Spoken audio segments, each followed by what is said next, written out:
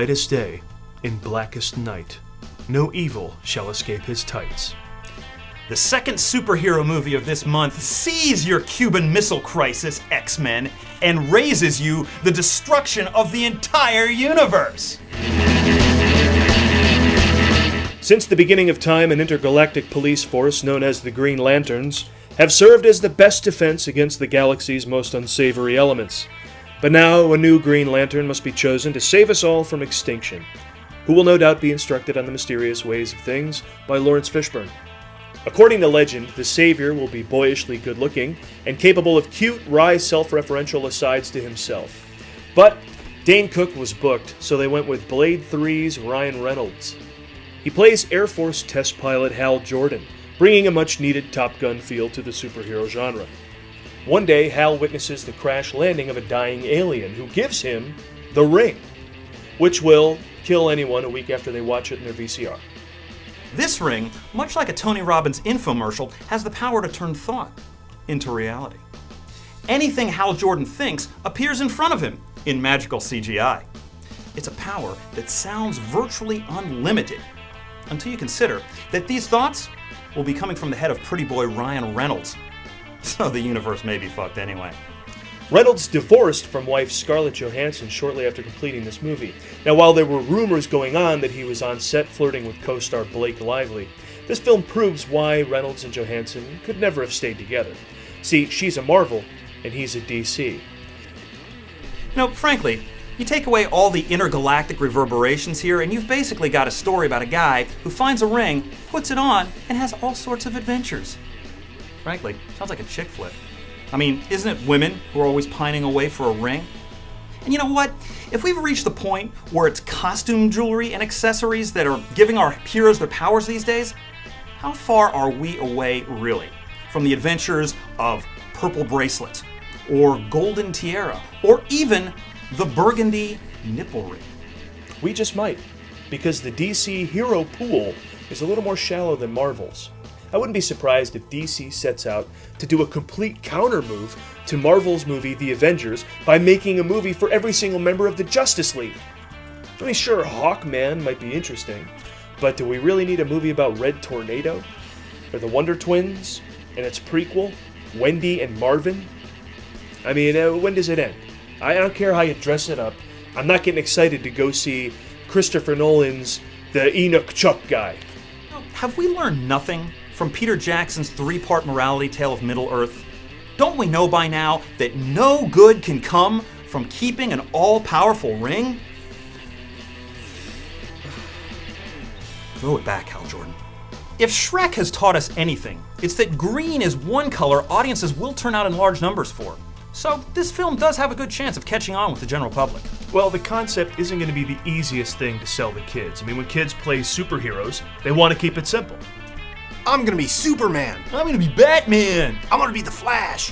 I'm gonna carry this lantern around and then put a ring on my finger and then stick the ring by the lantern and then I gotta do an oath, okay? And when I do, everything I think of, I can make happen with the ring. So when I make the thing happen, I'm gonna say what it is. You guys have to go act out that the thing, screw it, I'll be Aquaman. Regardless of how well the film does, one thing's for sure. We can now count on seeing Green Lantern working for tips on the Hollywood Walk of Fame. If there's three things Hollywood loves, it's retards, the Holocaust, and penguins. They've all won Oscars, and two are on display in Mr. Popper's Penguins. Jim Carrey returns to the big screen for the first time since his last movie, which had audiences all over America saying to themselves, I just paid $12 for this?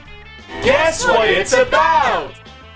An eccentric loner who gets high on amyl nitrates and hallucinates about flightless aquatic birds? The long-awaited follow-up to Mr. Holland's Opus starring a certain penguin from Bloom County?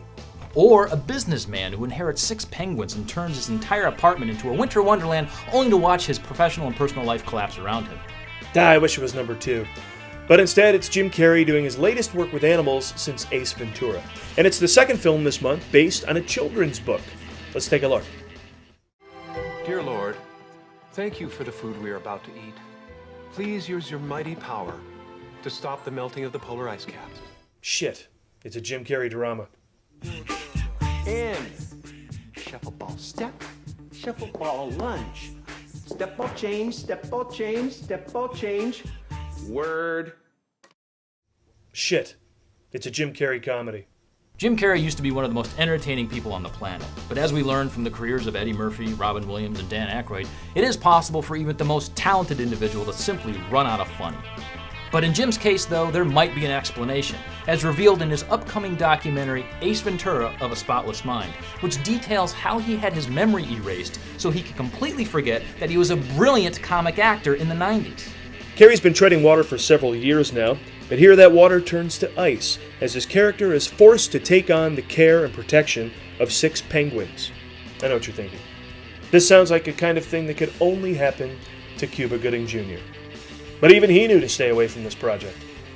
But don't expect these birds to reach the same level of fame as the ones from, say, Happy Feet or March of the Penguins. You see, actors are often warned not to work with animals because they might be upstaged. Oddly enough, animals are warned not to act with Jim Carrey for the very same reason. You want proof? Just ask yourself, what happened to the dolphin from Ace Ventura? Or the dogs from The Mask or Bruce Almighty? Or that headless parakeet after Dumb and Dumber, huh? What happened, as a matter of fact, to the career of Jeff Daniels when Jim Carrey got done with him? Makes you think, doesn't it? But if this movie does nothing to revive Jim Carrey's film career, it should at least prove to audiences that Angela Lansbury is alive. Well, she's in it anyway. Whether that counts as adequate proof of life is up to each individual moviegoer to decide. Oh, and the film was directed by Mark Waters, whose output since his big breakthrough has been so unimpressive he's actually changed his name legally to the director of Mean Girls. He's found that way people are more willing to take his calls. And if I've learned anything from not being a rich and famous Hollywood star, it's that if you ever catch yourself saying, well, they can't possibly need the money, guess what? They need the money. And from the looks of this trailer, dear Lord, does Jim Carrey need the money. And this isn't the first time it's happened. He needed the money. He needed the money. They all needed the money. The summer of sequels continues with Cars 2, and as with any bigger and better sequel, there's more cars in this one. According to the title, at least 2. Yes, this is a sequel, which was a surprise to me because I didn't think Speed Racer warranted one. Now, the budget for this film went way over its original estimation due to rising gas prices. So we here at Movie Guys would suggest that you watch this movie on, say, a Tuesday, because statistically speaking, that is the cheapest day of the week to see a car movie. Interestingly, this film was not yet rated when we went to press with the script. Reportedly, Pixar had to cut out a beheading or two and a graphic scene of non-consensual rear-ending in order to receive a G rating from the MPAA. You know who has a new CD that just came out? No, Paul, who? The Cars. Coincidence? Yes. Our next movie from the final week of June is Bad Teacher. A sequel of sorts to Bad Santa, and a prequel to Bad Teacher, Port of Call, New Orleans. Bad Teacher stars Cameron Diaz, who's doing her damnedest to stave off Aunt Opeldom by accentuating her sexiness. Now, this is the movie star equivalent of dressing up as a French maid at a costume party. Yes, heads will be turned, but whether they're turned toward or away is for the moviegoer to decide in private, in the quiet of his own heart and loins. Diaz is trying to scrape up enough money for a boob job. Money that might be better well spent hiring a private eye to track down the boobs she had in The Mask, which were apparently stolen off of her body. The film co-stars Justin Timberlake in yet another role you're going to want to hate him in, but can't because he's so damn talented. This time he plays a nerdy substitute teacher from a wealthy family. Ugh, another one of those? Really, Hollywood? Would you just stop it with these rich subs? I think we've all had enough, haven't we?